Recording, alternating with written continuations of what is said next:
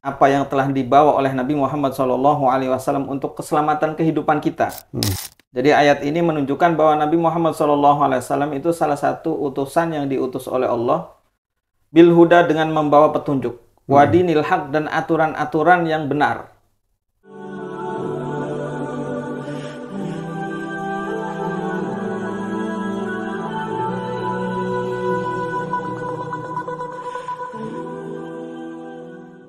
Bismillahirrahmanirrahim. Assalamualaikum warahmatullahi wabarakatuh. Waalaikumsalam warahmatullahi wabarakatuh.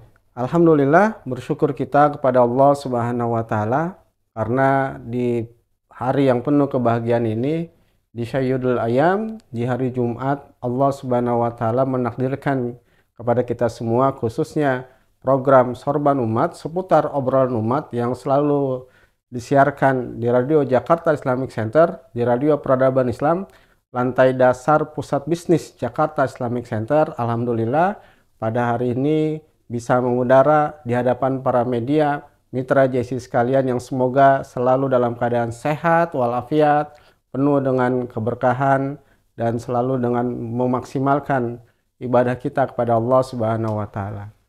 Alhamdulillah di kesempatan hari ini Sorban Umat akan membahas tentang bagaimana cinta kita kepada Rasulullah Sallallahu Alaihi Wasallam.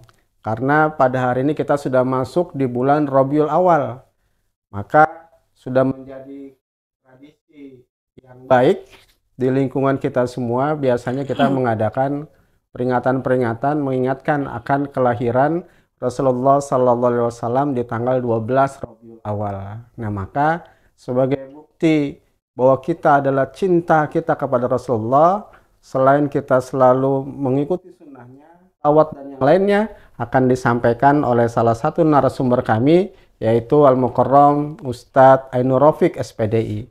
Alhamdulillah beliau sudah hadir di tengah-tengah kita. Kita sapa dulu. Assalamualaikum Ustadz. Waalaikumsalam warahmatullahi wabarakatuh. Gimana hari Jumat penuh dengan kesibukan? Sehat, alhamdulillah. Sehat semua ya? Pastinya. Dari bangun tidur sampai tidur lagi. Anak-anak pada sehat semua ya? Alhamdulillah sehat. Ya. Berkat doa Ustaz juga. Alhamdulillah. Barakallahu fiik. Amin. Ya, baik. Jadi memang salah satu bukti cinta kita kepada Rasulullah adalah saling mendoakan. Gitu ya Rasul. Ya Ustaz. Nah, baik.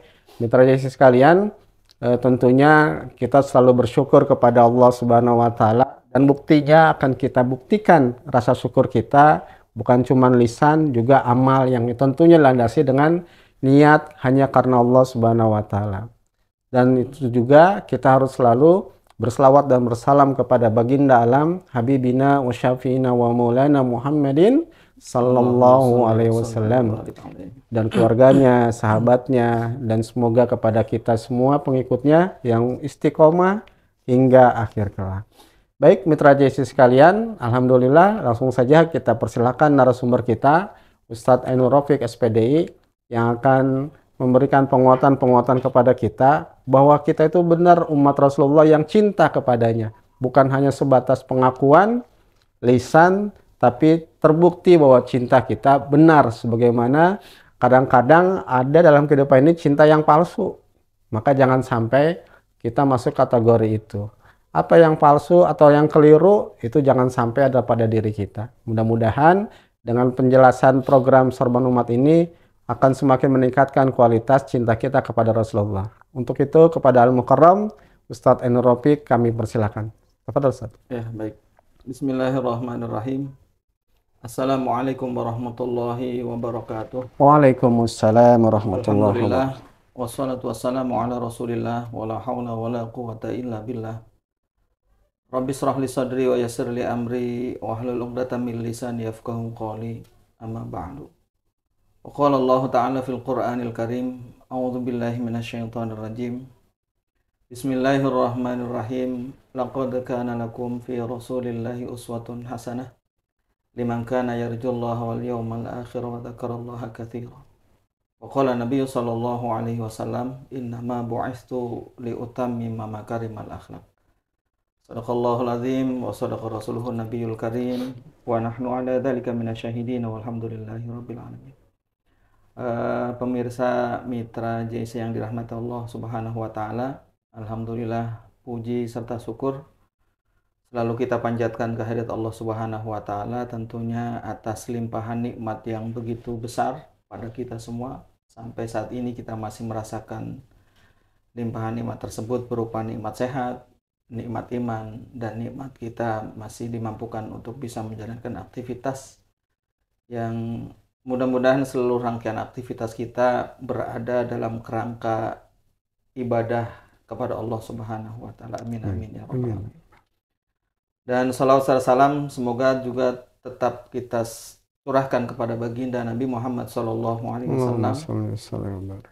Beliau sebagai teladan kita, uswah hasanah kita, manusia yang begitu mulia, yang begitu agung, yang telah menunjukkan kepada kita semua jalan keselamatan, jalan kebahagiaan, ya, bahkan jalan kesuksesan ya, untuk hidup kita, baik hari ini di dunia sampai nanti di akhirat.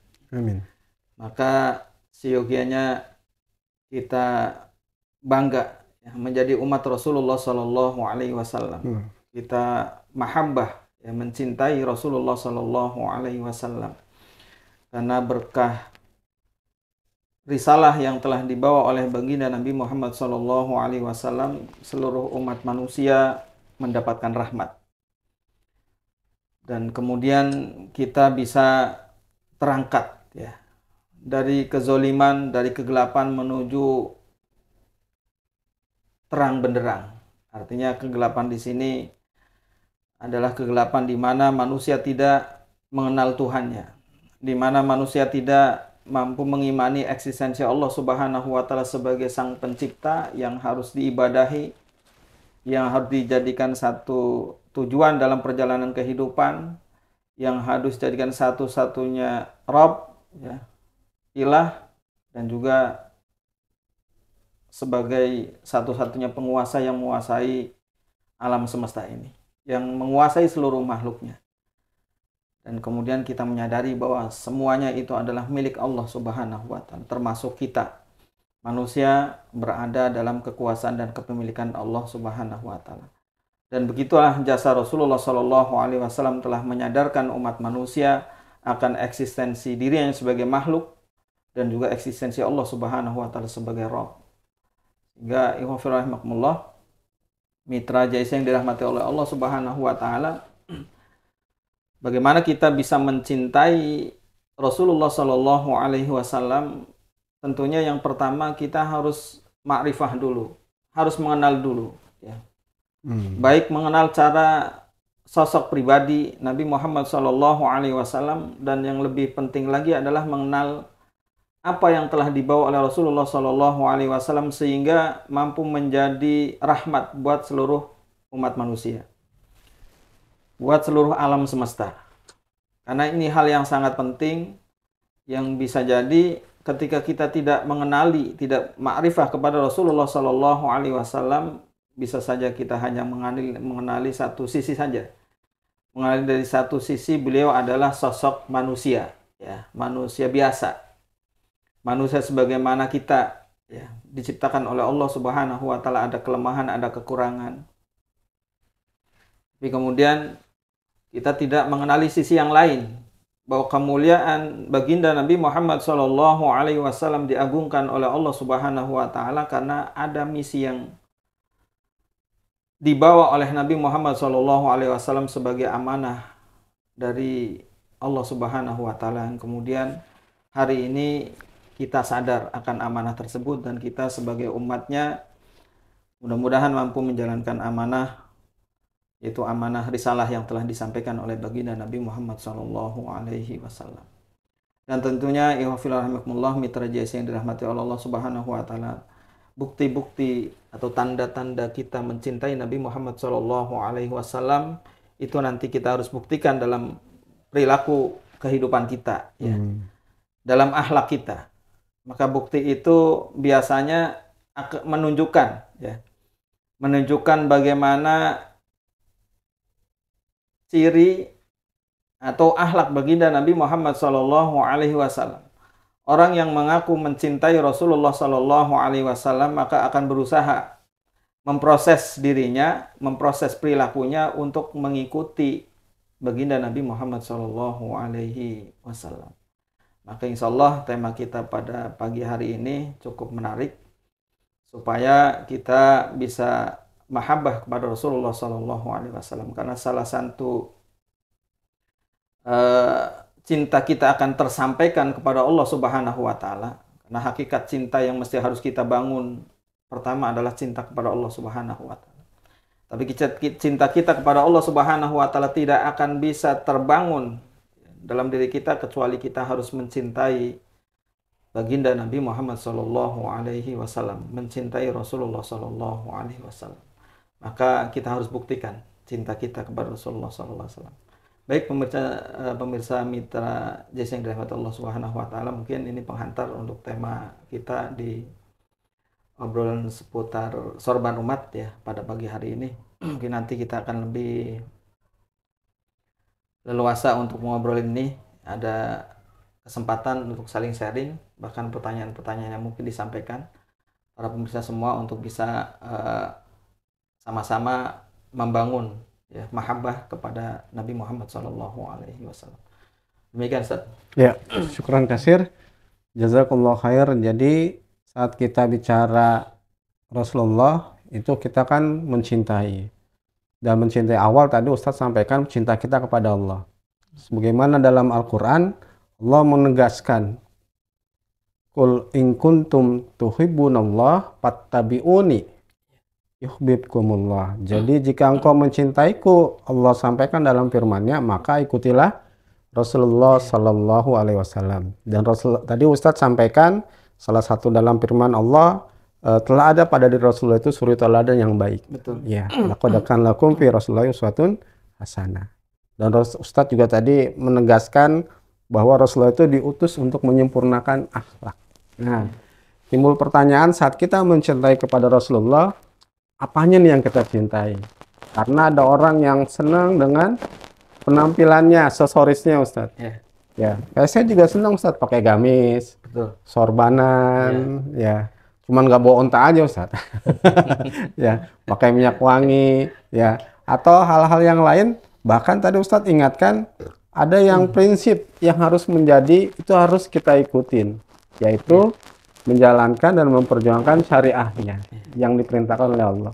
Nah, prioritas utamanya mana dulu nih Ustadz? Tapi kan harus timbul cinta.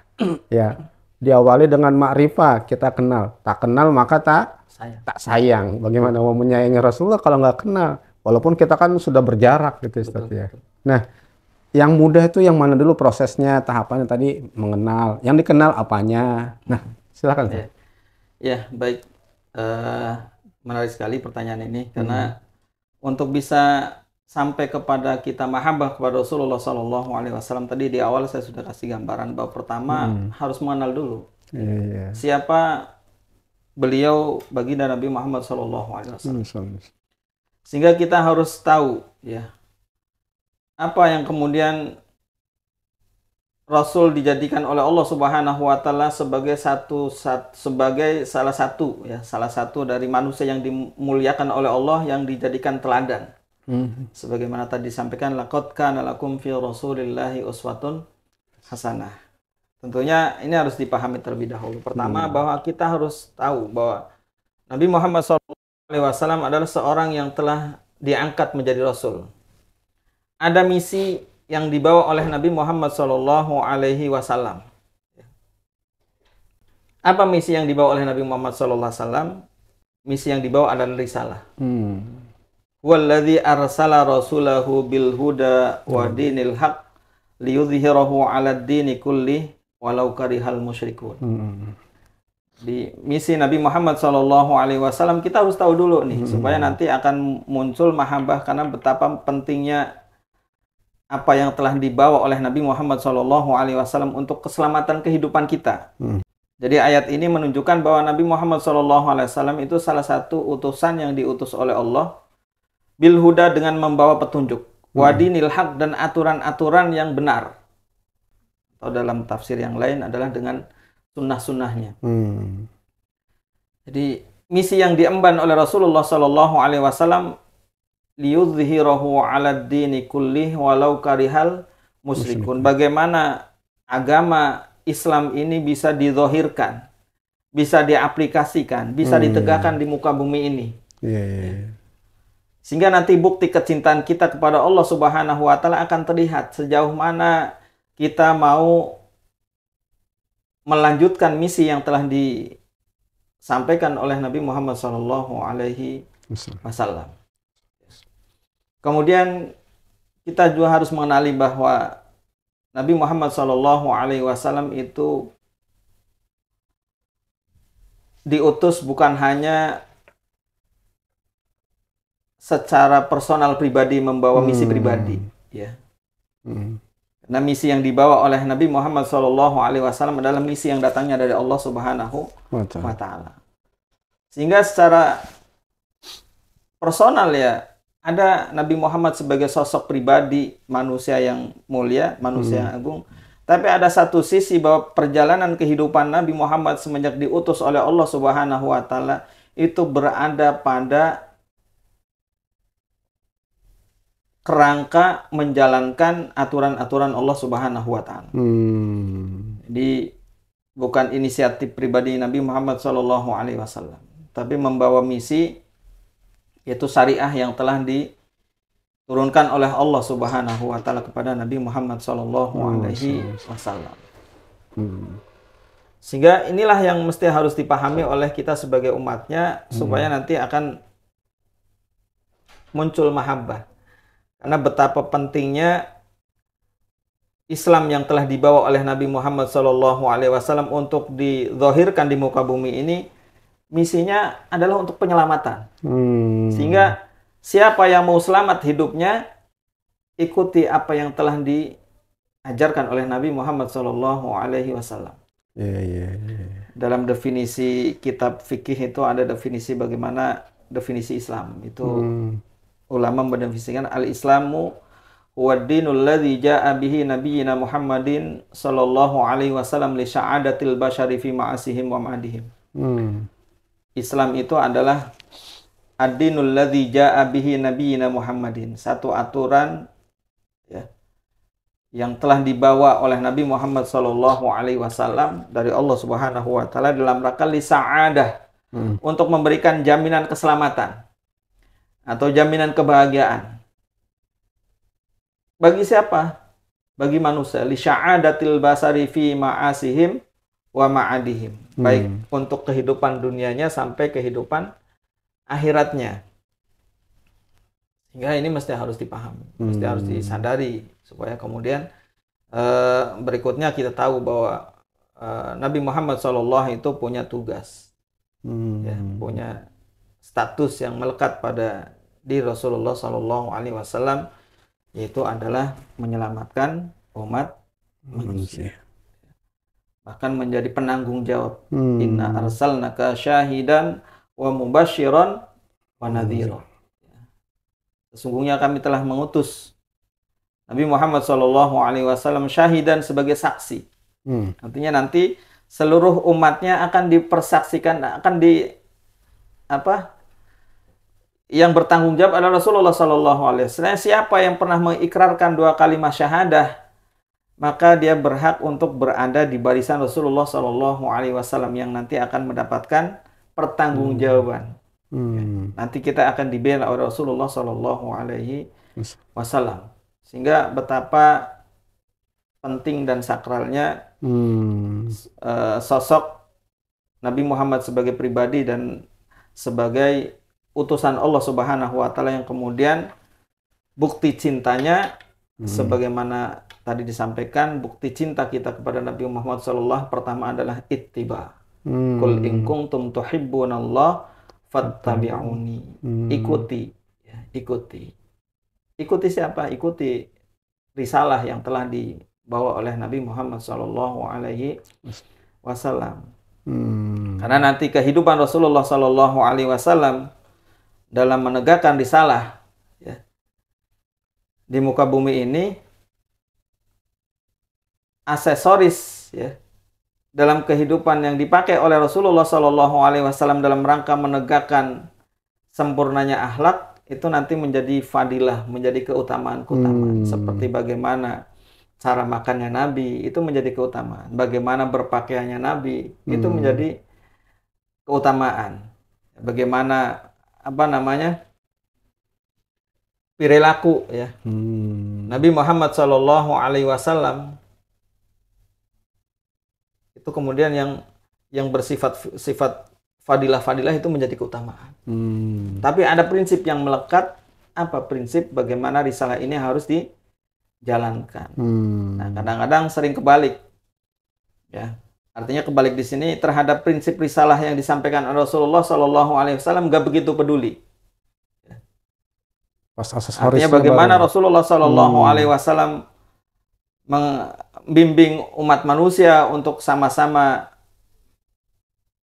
menegakkan risalah, ya, menjalankan syariat itu seringkali kurang diperhatikan, tapi lebih diperhatikan dari sisi-sisi yang tadi, fadilah-fadilah, bagaimana cara berpakaian, bagaimana cara makan. Iya, itu juga menjadi bagian dari bentuk mahabbah kita kepada Rasulullah Shallallahu Alaihi Wasallam.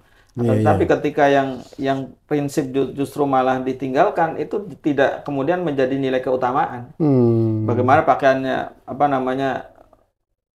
mencontoh Rasulullah Sallallahu Alaihi Wasallam, kalau kemudian menolak atau bahkan mengabaikan risalah yang telah dibawa oleh Nabi Muhammad Sallallahu Alaihi Wasallam, pada akhirnya nanti bukan menjadi keutamaan.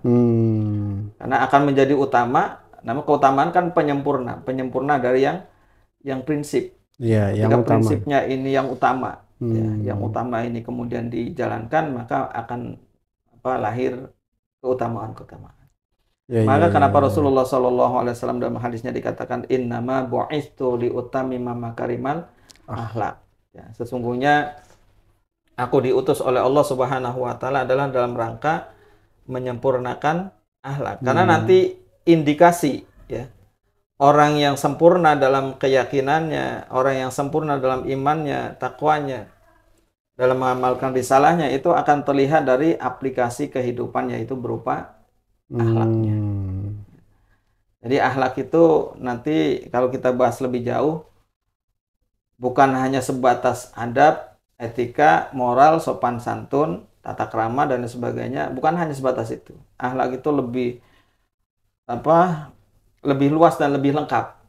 Kalau adab, etika, moral, iya bisa jadi itu bagian, tapi kemudian tidak bisa mewakili, ya, mewakili kata akhlak, ya, untuk disamakan dengan adab, etika, moral atau sopan santun. Karena akhlak itu jauh lebih tinggi dan lebih sempurna. Dan ini misi yang dibawa oleh Nabi Muhammad Shallallahu Alaihi Wasallam. Dan ini akan terbangun pertama tentunya dengan tadi. Dasarnya harus harus mengimani Allah Subhanahu Wa Taala, mengimani Rasulullah Shallallahu Alaihi Wasallam dan perjalanan kehidupannya, ya, tadi menjalankan syariat atau risalah yang telah disampaikan oleh baginda Nabi Muhammad Shallallahu Alaihi Wasallam. Jadi ittiba pertama, mengikuti. Ya, baik, mitra JC sekalian, begini Ustadz, kita sering dengar bahwa Rasulullah itu merasa dirinya bagian daripada bangunan yang sudah dibangun oleh para pendahulu, para nabi dan rasul. Dan itu sudah terbangun bangunan itu. Dan Rasulullah hanya menganggap dirinya bangunan itu belum sempurna karena ada satu lubang yang belum. Nah, itulah Rasulullah. Artinya berarti Rasulullah Shallallahu Alaihi Wasallam dalam kehidupan ini melanjutkan risalah-risalah yang dibawa oleh Nabi sebelumnya. Betul. Maka Rasulullah disebut khataman nabiyyin, ya, menutup para nabi yang diutus oleh Allah membawa risalah. Nah, kalaulah seperti itu, berarti kan dari risalah-risalah yang ada, mana nih yang harusnya bisa kita amalkan lah gitu, Ustaz. Ya kan tadi yang prinsipnya Ustaz sudah sampaikan, menegakkan. Saat kita bicara menegakkan syariah, Rasulullah itu dari usia 40 kan, Ustaz ya?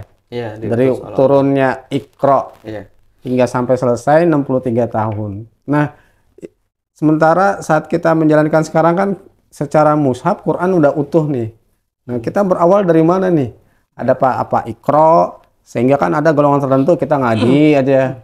Ini ada yang hafal Quran aja. Ini ada yang, nah bagaimana untuk sementara Rasulullah menyatukan kaum Ansor dan Muhajir, ya, dan membentuk basis Madinah. Nah, gimana tuh Ustaz? Jadi pertama, tadi benar bahwa antara Rasul yang satu dengan Rasul yang lain sampai kepada Rasulullah SAW itu ada ketersambungan, ada kesinambungan, dan nggak boleh dipisahkan. Nggak boleh. Allah Subhanahu Wa Taala sangat melarang keras. Bahkan ini kemudian ya menjadi kemusyrikan. Ya, musyrik ketika memisah-misah atau memecah belah ya. Dalam Al-Quran akhir surat Al-Baqarah kalau salah. Amanar Rasulu bima unzila ilaihi mir rabbih. Amanar Rasulu bima unzila ilaihi mir rabbih. Ya. Apa? Amanar Rasulu bima. Zikir hafal tuh. Iya. Wal mu'minun kullun amana billahi wa malaikatihi wa kutubihi wa rusulihi la nufarriqu baina ahadim mir rusulihi. Ya. Wa qalu sami'na wa ata'na ghufranaka rabbana wa ilaikal masir. Jadi amana rasulu bima unzila ilaihi mir rabbih. Jadi Rasulullah sallallahu alaihi wasallam itu mengimani bahwa apa yang diturunkan oleh Allah Subhanahu wa taala kepadanya. Wal mu'min, dan orang-orang beriman juga mengimani apa yang disampaikan oleh Allah kepada para rasul. La nufarriqu baina ahadim mir rabb. La nufarriqu baina ahadan, tidak boleh dipisah-pisah. Jadi keberadaan Rasul sampai ditutup Nabi Muhammad SAW itu saling terkait. Ya. Jadi sebetulnya misinya sama. Ya, misinya sama. Apa misinya? Ani'budullaha wajtanibut. Ya. Dalam Al-Quran Allah tegaskan, walaqad ba'atsna fi kulli ummatin rasul. Ani'budullaha wajtanibut. Jadi misi yang dibawanya adalah sama-sama mengajak umat manusia untuk hanya mengabdikan diri kepada Allah Subhanahu wa taala, ya. Sampai kemudian ditutup, disempurnakan. Makanya tadi digambarkan bahwa Nabi Muhammad SAW menggambarkan dirinya itu sebagaimana penyempurna sebuah bangunan. Karena memang bangunan ini sudah terbangun dari awal. Hanya kemudian Rasulullah SAW menyempurnakan. Ya. Akhlak yang ada itu sudah terbangun dari awal. Maka posisi Nabi Muhammad SAW itu kemudian menyempurnakan. Ya. Dan beliau adalah khotamun nabiyyin, penutup para nabi. Karena sudah tidak ada lagi nabi setelah Rasulullah SAW wafat. Akan tetapi risalah-risalah yang telah dibawa oleh para nabi dan para rasul sebelumnya itu tetap akan ada. Akan ada pelanjutnya. Akan ada yang terus meneruskan risalah yang disampaikan oleh Rasulullah SAW. Bahkan Allah sendiri menjamin bahwa risalah ini akan selalu ada di muka bumi sampai kapan? Sampai hari kiamat. Sehingga orang yang ingin selamat ya tentunya mengikuti risalah yang telah dibawa oleh para nabi. Termasuk Nabi Muhammad SAW. Nah tadi bagaimana dalam mengikutinya? Tadi yang prinsip adalah mengikuti yang, jadi harus menjadikan Rasulullah SAW sebagai qudwah, ya. Agar semua nanti seluruh rangkaian bentuk aplikasi mahabbahnya kepada Rasulullah SAW itu menjadi keutamaan atau menjadi pahala. Maka tentunya ketika mengikuti Rasulullah SAW pertama yang paling prinsip adalah mengikuti iman. Bagaimana Rasulullah mengimani Allah Subhanahu wa Ta'ala. Kita pun harus mengimani Allah Subhanahu wa Ta'ala. Bagaimana akidah yang telah diajarkan oleh Rasulullah SAW. Ya. Yang sebelumnya sempat, ya, walaupun akidah ini telah dibawa oleh Nabi sebelumnya, sempat kemudian tercampuri, ya. Jadi ketika sebelum Rasulullah SAW diutus di masa fatrah ini, manusia dalam keadaan kegelapan, zulumat. Ya. Jadi tidak bisa ma'rifah kepada Allah Subhanahu wa Ta'ala dengan ma'rifah yang sebenar-benarnya. Jadi mengenal Allah itu hanya sebatas nama. Hanya sebatas nama, namanya Allah gitu kan. Tapi aplikasi dalam menggambarkan wujud eksistensi Allah Subhanahu wa Ta'ala kemudian menyimpang. dari ajaran-ajaran yang sudah dibawa oleh para nabi-nabi sebelumnya. Sehingga kemudian kenapa muncul ada berhala yang menjadi simbol Tuhan. Ya, ada Lata, ada Manat, ada Uzza. Ini kan sebetulnya ma'rifah yang salah. Ya, ma'rifah yang salah ketika mengenali eksistensi Allah Subhanahu wa Ta'ala. Ya. Sehingga ini mesti kemudian harus diluruskan. Dan Rasulullah Shallallahu Alaihi Wasallam diutus itu ya untuk meluruskan itu. Bagaimana akidah umat manusia yang sudah menyimpang agar kembali kepada akidah tauhid. Ya, mengimani eksistensi Allah sebagai satu-satunya Rabb, sebagai satu-satunya ilah, ya, sebagai satu-satunya yang berkuasa di alam semesta ini, yang berkuasa di muka bumi ini, baik di alam takwin, menguasai seluruh makhluknya, juga di dunia. Jadi ada peran eksistensi Allah sebagai Al-Malik, ya, sebagai penguasa di muka bumi ini. Itu harus kita imani. Jadi kita harus yakin bahwa kekuasaan yang ada di muka bumi ini harus berlandaskan atas kekuasaan Allah Subhanahu wa Ta'ala. Sehingga nggak boleh sewenang-wenang ketika ada amanah yang diberikan oleh Allah untuk menjadi penguasa. Ya. Karena dia sebetulnya menjalankan amanah Allah Subhanahu wa Ta'ala untuk menjalankan sistem yang diatur oleh Allah Subhanahu wa Ta'ala. Dan Allah sudah mengatur bagaimana manusia itu harus hidup di bumi supaya bumi ini tetap bisa menjadi tempat tinggal, orangnya kemudian tetap menjadi manusia yang aman, damai, bahagia. Maka harus mengikuti aturan-aturan Allah Subhanahu wa Ta'ala. Saya sering menggambarkan dulu sebelum bumi ini ada penghuninya. Ya, penghuni pertama kan berarti Nabi Adam alaihissalam, manusia yang pertama menempati bumi. Nabi Adam alaihissalam untuk tinggal di bumi itu dikasih bekal oleh Allah Subhanahu wa Ta'ala aturannya. Bagaimana hidup di bumi supaya bisa tetap hidupnya aman dan bahagia. Ya. Qul nahbitu minha jami'a fa imma ya'tiyannakum minni hudan faman tabi'a hudaya fala khaufun 'alaihim wa lahum yahzanun. Karena sebelumnya karena Adam hidup di surga, ya, bersama istrinya. Mungkin ya serba nyaman di sana. Nggak perlu mikirin apa-apa. Mau makan tinggal makan, mau bebas. Ya, tapi begitu diturunkan di dunia, di alam dunia ini kan harus ada beda lagi aturannya. Iya, harus ada usaha. Maka bagaimana supaya usaha di dunia tetap merasakan bahwa dalam berusaha itu tetap merasakan nikmat, indah, ya. Maka Allah pandu dengan berikan petunjuknya, caranya. Dan barang siapa yang mengikuti petunjuk Allah Subhanahu wa Ta'ala, faman tabi'a hudaya fala khaufun 'alaihim wa lahum Allah jamin nggak akan pernah ketakutan, nggak akan pernah merasakan kesedihan, ya, seperti itu. Jadi dalam mengikuti ittiba kepada Rasulullah SAW sebagai salah satu bentuk mahabbah kita kepada Allah Subhanahu wa Ta'ala adalah dengan yang wajib, yang prinsip, yang fundamen. Ya, karena nanti yang prinsip inilah yang akan melahirkan perilaku-perilaku yang sempurna, menyempurnakan. Bagaimana tutur katanya, bagaimana perilakunya, itu dibangun dari keyakinannya, dari akidahnya. Akidah la ilaha illallah. Karena keyakinan inilah yang kemudian menjadikan seluruh perilaku Rasulullah Shallallahu Alaihi Wasallam menjadi sempurna, ya, menjadi indah. Kalau kita menggambarkan keindahan perilaku Nabi Muhammad Shallallahu Alaihi Wasallam itu di Al-Quran banyak sekali. Mungkin nanti bisa dikupas satu persatu. Ya, gini Ustadz. Sebenarnya banyak yang mau ditanyakan tadi Ustadz. Dengan Rasulullah mencontohkan sebagai seorang pemimpin. Ya. Kan di negeri ini lagi ramai mau jadi banyak pemimpin, Ustaz. Ya. Jadi yang tentunya kan itu amanah. Ya. Saat disadari itu adalah amanah. Nah, maka harus mengikuti penguasa yang maha kuasa, Allah Subhanahu wa Ta'ala, di setiap wilayah. Ya. Nah, apakah kekuasaan itu memang semua untuk para penguasa, baik tingkat keluarga, kan ada juga penguasanya.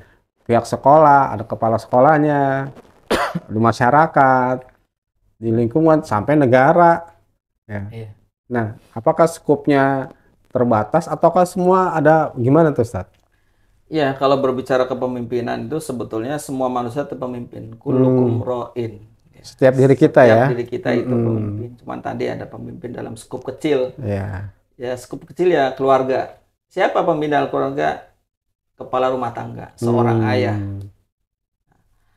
Maka dalam menjalankan kepemimpinan dalam skup keluarga terkecil, seorang ayah itu nggak boleh sewenang-wenang menjalankan kepemimpinannya karena mentang-mentang jadi pemimpin kemudian ini terserah saya ngatur. Karena kalau menjalankan kepemimpinan yang dilegalkan oleh Allah Subhanahu wa taala, yang kemudian kepemimpinannya nanti akan menjadi satu anugerah ya, menjadi satu bentuk pemuliaan yang diberikan oleh Allah sebagai orang yang dipercaya menjadi pemimpin. Ya tentunya syaratnya kan jelas. Pertama harus beriman dulu. Ya. Harus beriman. Dan kemudian dalam menjalankan kepemimpinannya juga tidak boleh keluar dari apa yang sudah diatur oleh Allah Subhanahu wa taala dalam memimpin keluarga. Kalau dalam keluarga kan jelas dalam Al-Qur'an bagaimana status fungsi sebagai suami dan istri, jelas pembagian tugasnya, kerjanya, tanggung jawabnya itu jelas. Sehingga kepemimpinan seperti itulah yang sebetulnya kepemimpinan yang nanti akan mendatangkan keberkahan. Itu dalam skup kecil, dalam skup besar ya tadi pemimpin negara. Begitu juga pemimpin negara. Di gambaran kecil kepemimpinan rumah tangga itu harusnya sampai dibawa kepada kepemimpinan di tingkat yang paling tinggi ya, sebagai kepala negara. Sehingga nggak boleh kepala negara itu sewenang-wenang. Orientasi dalam meraih kepemimpinan itu orientasinya adalah untuk kepentingan pribadi, kepentingan hawahu, kepentingan golongannya. Karena pada hakikatnya amanah kepemimpinan yang diberikan itu legalitas dari Allah Subhanahu wa taala yang dia harus jalankan itu dengan izin Allah ya. Artinya supaya nanti akan menjadi amal soleh. Iya. Dan kemudian orang yang mengikuti kepemimpinan itu luar biasa. Bahkan diharuskan ati Allah wa atiur Rasul wa ulil amri minkum. Ketaatannya wajib. Kepemimpinan yang menjalankan kepemimpinan Allah Subhanahu wa taala ya, mengatur kehidupan berbangsa bernegara, misinya adalah untuk pengabdian kepada Allah Subhanahu wa taala sangat mulia. Sampai semua rakyatnya harus tunduk patuh. Ya, harus tunduk patuh kepada pimpinan yang seperti itu. Nah, bagaimana dengan kepemimpinan yang hari ini? Ya, kita bisa melihatlah latar belakang, landasan, motivasi. Karena kesannya kok kelihatannya ya dengan apa yang kita lihat ya di media sosial atau dalam fakta fungsi kepemimpinan ini hampir nggak pernah kita rasakan dalam kehidupan kita. Ya. Di negeri ini Ustaz ya? Iya, nggak pernah terasakan kehadirannya gitu. Sehingga ini mungkin barangkali ya menjadi bahan muhasabah kita semua sebagai umat Islam. Kita harus melahirkan, karena kepemimpinan itu akan lahir dari umat Islam, dari orang-orang yang meyakini bahwa kepemimpinan itu satu keniscayaan yang memang hidup itu nggak bisa hidup sendiri. Hidup itu harus berada dalam kepemimpinan. Bagaimana memunculkan kepemimpinan yang sebagaimana diizinkan oleh Allah, dilegalitas oleh Allah Subhanahu wa taala, maka mungkin berangkat dari kita sebagai umat Islam harus mampu menjalankan tanggung jawab sebagai pemimpin secara pribadi ya, karena masing-masing kita itu sebagai pemimpin. Ya, kadang-kadang secara personal, secara pribadi, secara individu saja kita masih belum mampu menjadi pemimpin yang baik. Ya. Antara gerak langkah kaki kita, tangan kita, mata kita, telinga kita, itu kan ada dalam kepemimpinan kita yang bisa kita kendalikan. Syahwat kita, hati kita. Ya. Itu kadang-kadang juga kita belum bisa ya, untuk menguasai menjadi pemimpin dalam pribadi diri kita sendiri, untuk bisa mengendalikan tangan, bagaimana untuk tidak berbuat zalim. Handphone Ustaz biasanya. Mata untuk tidak melakukan. Ya. Sehingga Iya. bisa berangkat dari situ, dari yang terkecil lah. Ya, baik. Mitra JC sekalian, jadi gini Ustadz, jelas bahwa saat kita mencintai Rasulullah, itu ada dua aspek. Kalau boleh saya simpulkan Ustadz. Ya. Ada yang sifatnya fundamen, tadi kata Iya, Ustadz, prinsip. fundamental, ada juga yang bersifat instrumen. Ya, yang fundamental ini adalah yang prinsip, yang itu nggak boleh ditinggalkan. Karena ini langsung dari Allah Subhanahu wa Ta'ala, itu merupakan hal-hal yang harus diperjuangkan. Begitu Ustadz ya? Betul. Ya. Ya, ini sejak Rasulullah Sallallahu Alaihi Wasallam menerima wahyu pertama hingga selesai. Ya, itu maka menjadi prinsip. Sementara yang instrumen, ya itu kaitan dengan Rasulullah sebagai manusia biasa. Ya, yang juga kaitan dengan pola makan, sehat, itu juga ya. Begitu Ustadz ya. Artinya kedua-duanya harus kita jalankan.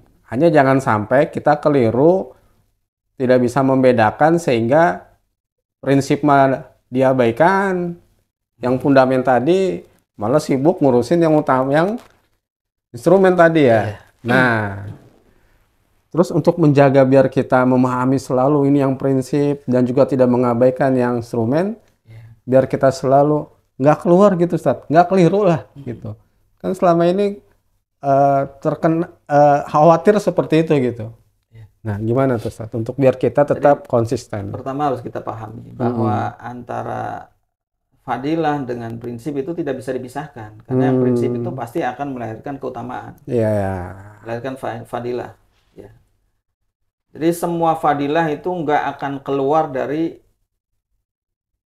yang prinsip. Jadi yang fundamen. Itu kan buah, diibaratkan seperti buah. Jadi nggak mungkin buah itu akan lahir dari, misalkan kalau dicontohkan, akidah yang tidak tauhid nggak mungkin akan melahirkan buah yang baik atau akhlak yang baik. Iya. Sehingga ini nggak bisa terpisah antara yang prinsip dengan yang fadilah. Nah, diibaratkan seperti buah dengan pohonnya. Yang nggak akan lahir buah, nggak akan lahir ke sebuah keutamaan ketika di luar ya dari yang menjadi keutamaan, menjadi prinsip, ya, menjadi fundament. Iya. Nah, bagaimana kita bisa membedakan antara yang prinsip dengan yang keutamaan? Jadi gampang sebetulnya cirinya. Kalau yang keutamaan itu bersifat menyempurnakan. Menyempurnakan. Seperti kalau kita mau contohkan dalam ibadah yang prinsip kan sholat. Iya. Sholat itu sudah tidak bisa diganggu gugat. 5 waktu. Sholat itu 5 waktu. Itu prinsip. Ya. Iya. Itu dijalankan. Kecuali untuk perempuan yang berhalangan. Ini harus ditegakkan, dijalankan. Keutamaan atau fadilah itu menjadi penyempurna ketika sholat. Jadi sholatnya bukan hanya sholat sebatas gugur kewajiban, yang penting sholat. Pakaiannya nggak diperhatikan. Yang penting syaratnya yang penting syarat rukunnya sudah terpenuhi. Jadi nutup aurat misalkan. Kalau sekadar nutup aurat berarti laki-laki ya sebatas menutupi pusar sampai dengkul. Ya. Dadanya terbuka misalkan. Karena pakai kaos oblong. Kaos. Secara ini sah saja, tapi ya kurang apik lah, jadi keutamanya nggak ada. Atau misalkan sholat itu kalau cukupnya kan sholat itu definisinya diawali dengan takbiratul ihram, diakhiri dengan assalamualaikum. Begitu selesai udah. Nah, penyempurnanya zikir. Pada sholat Rasulullah Shallallahu Alaihi Wasallam ngajarin zikir, baca istighfar. Baca la haula wala quwata illa billah, baca tasbih. Iya. Baca hamdalah. Baca takbir. Itu menjadi penyempurna. Tapi kalau itu nggak dikerjain, kayaknya nggak mungkin ya. Nggak mungkin akan ada yang pakai. Akan pakai apa? Kalau sholatnya aja nggak dikerjain, nyempurnain mau pakai apa? Karena nggak mungkin orang kemudian nggak sholat cuma zikiran aja. Iya. Sholat nggak jalan zikir gitu kan. Walaupun makna sholat itu zikir. Betul. Tapi tadi untuk bisa membedakan mana yang prinsip, contohnya seperti itu. Yang prinsip ya yang wajib-wajib. Iya. Nah, ini waktunya udah mau habis nih Ustaz. Oh gitu ya. Nah, terakhir Ustadz, Al-Quran pernah menyampaikan bahwa Rasulullah itu akhlaknya azimah, agung. Tapi kita sering akhlakul karimah, biar Ya. kita memiliki akhlak karimah. Nah, itu perbedaannya di mana nih Ustadz? Ya. Biar kita itu kan Rasulullah itu akhlak azimah. Nah, apakah kita juga berakhlak azimah? Bisa seperti itu? Apakah kita sebatas akhlak karimah? Atau posisinya gimana nih Ustadz? Ya. Oh. Akhlak azimah itu Allah jelaskan dalam Al-Quran surat Al-Qalam ya. Iya. Nun wal qalami wa ma yasturun. Ma anta bi ni'mati rabbika bimajnun. Wa innalaka la ajran ghairu wa innaka la ala khuluqin azim. Ayat keberapa itu? Jadi sesungguhnya engkau Muhammad benar-benar berakhlak yang agung, berbudi pekerti yang agung, azim. Iya. Ayat ini tuh sebenarnya menegaskan bahwa keagungan akhlak Rasulullah Shallallahu Alaihi Wasallam itu ditandai ya ketika beliau diutus oleh Allah. Wa innaka la'ala khuluqin azim. Karena ayat sebelumnya kan tuduhan-tuduhan. Iya. Oh iya. Sehingga Allah kuatkan bahwa engkau bukan orang gila, engkau bukan tukang sihir dan sebagainya. Artinya sebelum Rasulullah diutus oleh Allah Subhanahu wa taala kan dipuji-puji. Diberi gelar Al-Amin, diberikan ya segalanya itu.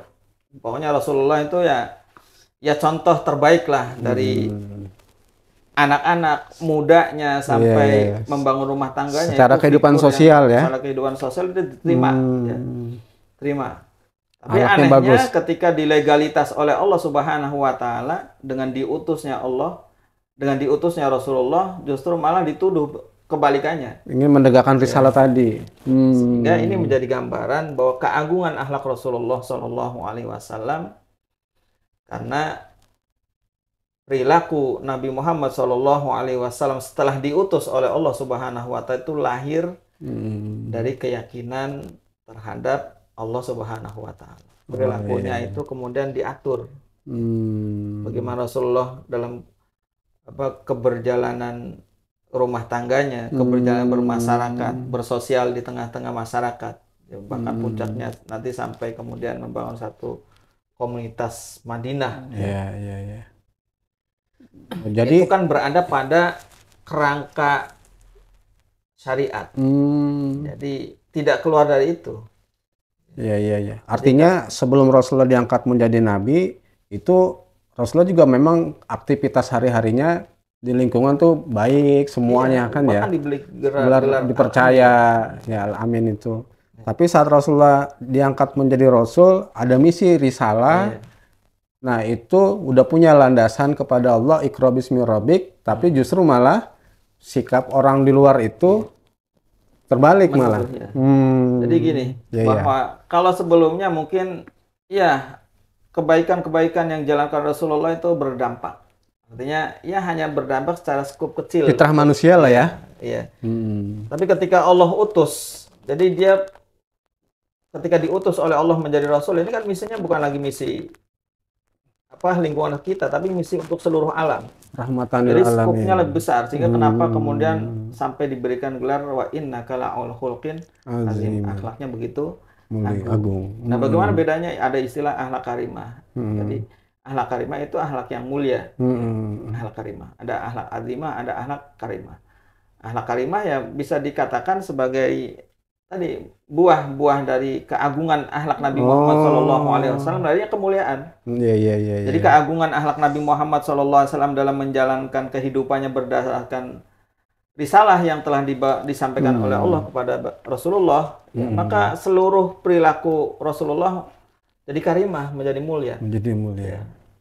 Iya. Sehingga innama bu'istu li utamima makarimal akhlak, bahwa aku diutus untuk menyempurnakan akhlak yang mulia ya ketika dibangun di atas tadi akhlak azimah tadi. Di buahnya ya karimah menjadi manusia yang mulia. Jadi kemuliaan ini pastinya hanya akan bisa kita wujudkan ketika kita mampu ya, meneladani Rasulullah SAW, bagaimana Rasulullah SAW berakhlak dengan akhlak yang agung, artinya berakhlak dengan Al-Quran. Iya. Berakhlak dengan Al-Quran. kehidupan Rasulullah SAW semenjak beliau digelari khuluqul adzim wa innaka la ala khuluqin adzim, itu kehidupannya adalah menjalankan misi yang yang dibawa dari dari Allah Subhanahu wa taala. Iya. Membawa syariah. Ya. Demikian barangkali. Iya, betul Ustaz. Jadi Rasulullah SAW itu sebelum diangkat menjadi nabi, ya memang akhlaknya, aktivitasnya, kegiatannya nggak ada yang tercela ya, sempurna semua. Tapi saat diangkat menjadi nabi, dia udah punya landasan, ya, sehingga disebut agung. Maka setiap amalannya yang dilakukan, ucapannya, semua tindakannya menjadi mulia, karimah tadi. Ya, baik mitra JC sekalian, alhamdulillah saat kita bincangkan, obrolkan ini kayaknya nggak banyak sekali sebenarnya Ustaz yang mau kita obrolin saat kita bicara sosok Rasulullah. Maka bukan cuman kita umat Islam yang mengakui. Michael Hart dalam bukunya, seorang orientalis, ateis ya, dia tapi mengakui bahwa Rasulullah itu nomor satu ya. Dimanapun orang pada mengakui ya. Artinya bagaimana dengan kita umatnya ya. Jangan hanya pengakuan, maka bentuk pengakuan kita harus kita buktikan. Untuk bukti cinta kita kepada Rasulullah, menjadikan Rasulullah itu suri tauladan yang terbaik, beritiba ya. Jangan sampai kita nanti di akhirat kelak, tadi kata Ustadz, itu tidak bagian daripada umat Nabi. Aduh, nyesal banget ya. Maka kesempatan di dunia ini jangan kita sia-siakan untuk biar kita tetap istiqomah sebagai umat Rasulullah Sallallahu Alaihi Wasallam dengan mengikuti sunnahnya. Paling nggak ngaji gitu Ustadz ya. Biar saling kita diingetin gitu. Bukan paling nggak, wajib ngaji. Oh, wajib ngaji. Rasulullah mewajibkan untuk ngaji. Iya. Sampai tua apa sampai udah lulus gitu sampai Ustaz? Mati. Oh, sampai mati. Jadi selama belum mati jangan berhenti ngaji. Bahaya kalau nggak ngaji. Iya. Kadang-kadang kalau udah selesai Iqra, masuk Quran, udah nggak ngaji lagi Ustaz. Udah hatam. Apalagi kalau udah gelar S2, S3. Padahal kita ikut ngaji, pada hakikatnya juga sedang mencontoh Rasulullah SAW gitu Ustaz ya. Tapi sampai mati ya. Nah, baik, semoga kehidupan kita di dunia dan di akhirat kelak diakui oleh Rasulullah SAW sebagai umatnya. Ya, sebelum kita akhiri mungkin Ustadz sebagai kesimpulan, statement closing silakan. Ya, baik. Pemirsa Mitra Jais yang dirahmati Allah Subhanahu wa taala, ketika kita membicarakan akhlak Rasulullah SAW, maka pastinya kita harus menimbulkan bentuk kecintaan yang mendalam, karena betapa sempurnanya akhlak yang sudah dicontohkan Rasulullah SAW, sehingga mampu memikat umat manusia untuk mengakui ya keagungan, kemuliaan baginda Nabi Muhammad SAW sebagai manusia yang sempurna, sebagai manusia yang banyak berpengaruh di muka bumi ini, yang menyadarkan umat manusia akan eksistensi dirinya sebagai makhluk ya, dan menyadarkan akan eksistensi Allah Subhanahu wa taala, dan kemudian menyadarkan akan misi perjalanan kehidupannya agar kehidupan ini selamat baik di dunia sampai di akhirat. Maka tentunya salah satu yang mesti harus kita jadikan rujukan ya, bagaimana kehidupan kita, maka rujukan kehidupan kita adalah beruswah, berqudwah kepada Nabi Muhammad SAW. Agar kita tahu bagaimana caranya, ya tentunya tadi langkah-langkahnya memang harus ngaji, harus belajar, terus belajar supaya kita bisa mengenal ya Rasulullah SAW baik secara pribadi sebagai sosok manusia yang mulia, atau sebagai orang yang diamani oleh Allah Subhanahu wa taala membawa risalah yang akan menyelamatkan kehidupan umat manusia. Itu saja barangkali sebagai kesimpulan dari tema kita pada pagi hari ini. Mudah-mudahan bermanfaat. Amin ya rabbal alamin. Alhamdulillah mitra JC sekalian, semoga kita selalu berupaya untuk memaksimalkan mencontoh Rasulullah SAW. Kalaulah Rasulullah malamnya tahajud nggak pernah tinggalin, ya paling tidak kita sedikit-sedikit lah Ustaz ya. Ya. Cara tidurnya semuanya lah yang kita upayakan. Yang penting tadi jangan sampai kita melepas mana yang prinsip dan mana yang fadilah tadi. Ya. Karena kedua-duanya itu semua adalah dijalankan Rasulullah, maka kita berupaya memaksimalkan. Baik, mitra JC sekalian, langsung saja kita akhiri untuk kesempatan Jumat yang penuh berkah ini, sorban umat, dengan sama-sama bermohon kepada Allah dengan berdoa kafaratul majlis. Subhanaka Allahumma wa bihamdika asyhadu an la ilaha illa anta astaghfiruka wa atubu ilaik. Dari kami yang bertugas, mohon maaf atas segala kehilapan, semoga ada manfaatnya kepada kita semua. Billahi fisabilillah wal afu minkum. Wassalamualaikum warahmatullahi wabarakatuh. Waalaikumsalam warahmatullahi wabarakatuh.